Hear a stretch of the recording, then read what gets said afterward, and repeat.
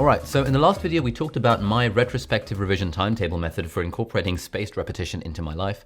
But a few weeks ago, I was chatting to my friend Simon Clark. We were doing a collab video on YouTube, and he mentioned his method of doing this, which is called the Spaced Repetition Journal or Spaced Repetition Diary.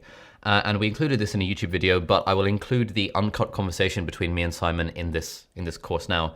So you can see us discussing this concept of the Spaced Repetition Diary, and you'll hear Simon explaining how this method works.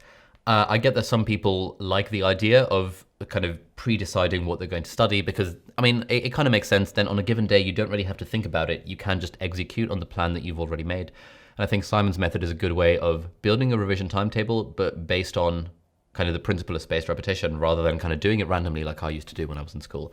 So here is now me and Simon talking about his spaced repetition diary. If I could travel back in time and slap two words into 10-year-old Simon's head, they would be spaced repetition. I cannot stress enough how important this technique is. To give you an example, when I was doing my third year exams at Oxford, it was the best academic performance of my academic career. It did really, really well. I think the reason for it was I used this technique where I would, on a given day, if I studied a particular subject, write in a paper diary, I did on, say, the 1st of May, atomic physics, looking at a particular subtopic. I'd then go forward a day and write down that topic again, go forward a week, write that topic, go forward a month and write that topic.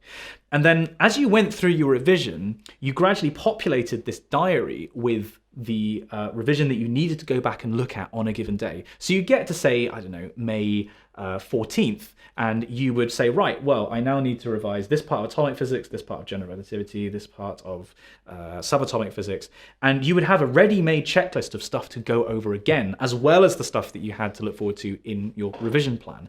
And it meant that I covered everything several times at these increasing intervals, and it just stayed in my head so much better. But it was the ease at which I could rock up to the library, open up my diary and say, right, what's today? It's the 14th of May. Okay, I've got these 5 topics to do first.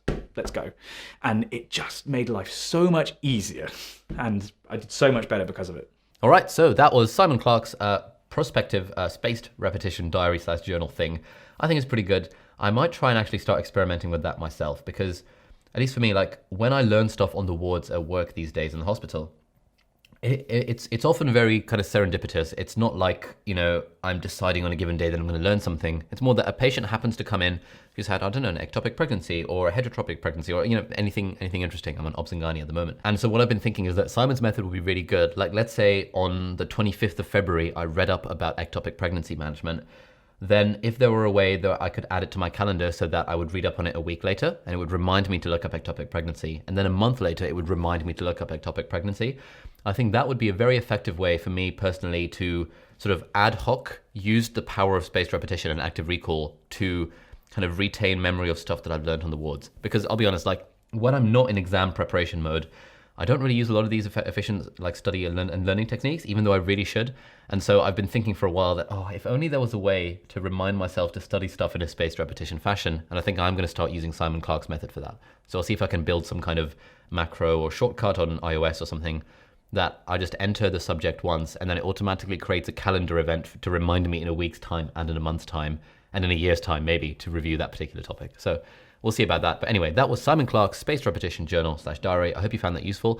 Let's now move on to the next video.